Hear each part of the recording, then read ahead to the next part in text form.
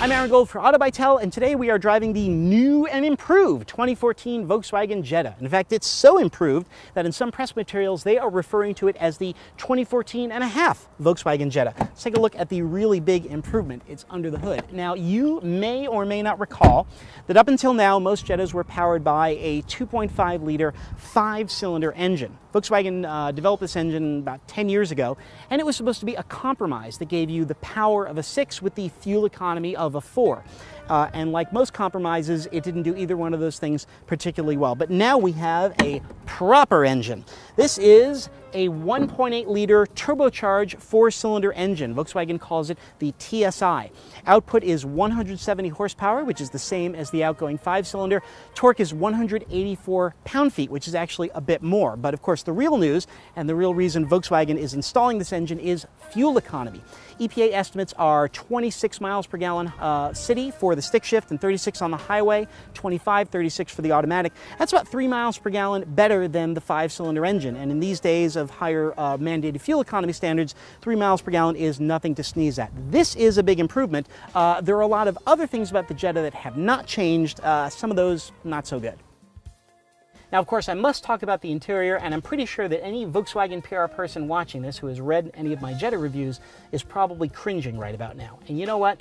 With good reason. But let me start by talking about the things that I like, okay? The big thing is this control layout. Look at this. Nice, easy to read gauges, straightforward secondary controls. Every car should be designed this well. This is an easy to use interior that lets you keep your attention off the stuff in the middle of the car and on the road. I also like these seats. They're upholstered in something called VTEX. It's Volkswagen's version of fake leather. In other words, vinyl. Now, I used to make fun of vinyl seats, but the truth is they look decent, they wear hard, and they're very easy to clean up, and I've come to respect them. But let's talk about what I don't like, and that is this dashboard, this giant slab of plain, unadorned, cheap black plastic. Okay, look at this. There's almost no contrasting color trim, just a little chrome around the vents, and this whole thing is made of this cheap, hard plastic. This stuff has no business in a car costing almost $20,000. Now, Volkswagen has been sneaking nicer interiors into lesser models of the Jetta.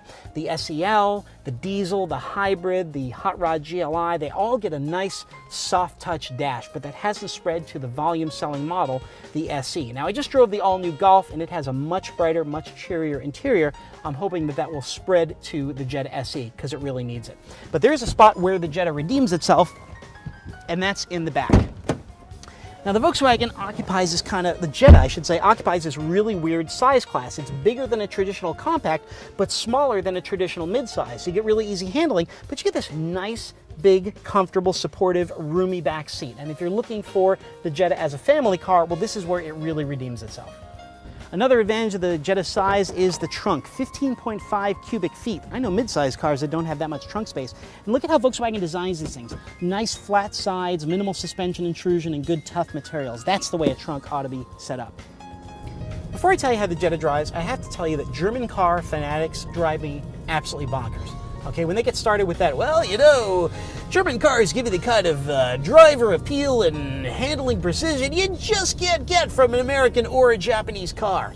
I just want to stick my foot up their butt and walk around the parking lot with them.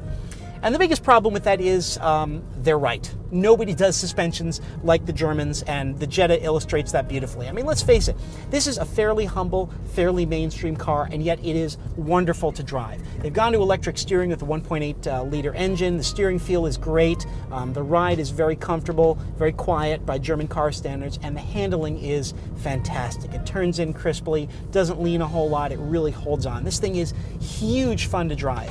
And the new 1.8 liter engine is a really good match for this suspension. If you're hot dogging it in the corners, like I may or may not have been on the way to the shoot, you're going to want to keep the revs up and keep the engine in its power band. A little bit of a lag below 2,000 RPM, but other than that, I mean, it really is pretty wonderful. And for day-to-day driving, it's got nice, even, mid-range power delivery, really good engine. I was a little surprised to get into the car and see that the manual transmission only has 5 speeds. I figured this being a new powertrain, it would get a 6-speed transmission. But you know what? It works. The acceleration's fine, gas mileage is good, you're under 2,000 RPM at 65 miles an hour in fifth, and I suppose if it ain't broke, Volkswagen ain't gonna fix it. The least expensive version of the Jetta with this fantastic new engine is this one, the SE, which lists for $19,715. Now, if you ask me, that's a little pricey for a car that has plastic wheel covers and no Bluetooth. And if you want to correct those deficiencies, well, that's going to cost you another $1,800. If you want an automatic transmission, that's going to cost you another $1,100. And of course, if you want to take it to the extreme and rock a mic like a vandal, it's a little joke for those of us over 40, then you can get the SEL model. Premium Fender stereo, sunroof, leather upholstery, navigation, but it's going to set you back almost $27,000. Now, there is a less expensive version of the Jetta called the 2.0S, and you are going to want to avoid this car like the plague. It is powered by an ancient 2-liter non-turbocharged engine, and when I say it's ancient, this thing was designed when Rommel was in Africa and Hitler was in Eva. It's slow, it's noisy, it's unpleasant. Believe me, if you're going to buy a Jetta, you're spending too much money anyway. Spend the extra $2,000, get yourself the 1.8T engine. So what does this thing compete against? Well, the truth is there's really no direct competitors. I mean, there are a lot of very good, fun-to-drive compact cars out there. The Mazda 3, of course, is chief among them. The Ford Focus, the Hyundai Elantra GT, all good to drive, but again, they're not as big as the Volkswagen Jetta. And then you have the Mazda 6, which actually isn't that much more expensive, but it is a full mid-size car. If you want something smaller, well, the Jetta is kind of the way to go. And if you love to drive, the Jetta is definitely the way to go. So if that fits your parameters, I say suck it up. Little higher car payment, little crappier dash than you might get otherwise, but this is a wonderful car to drive. Thanks for watching. I'm Aaron Gold, and I'll see you next time.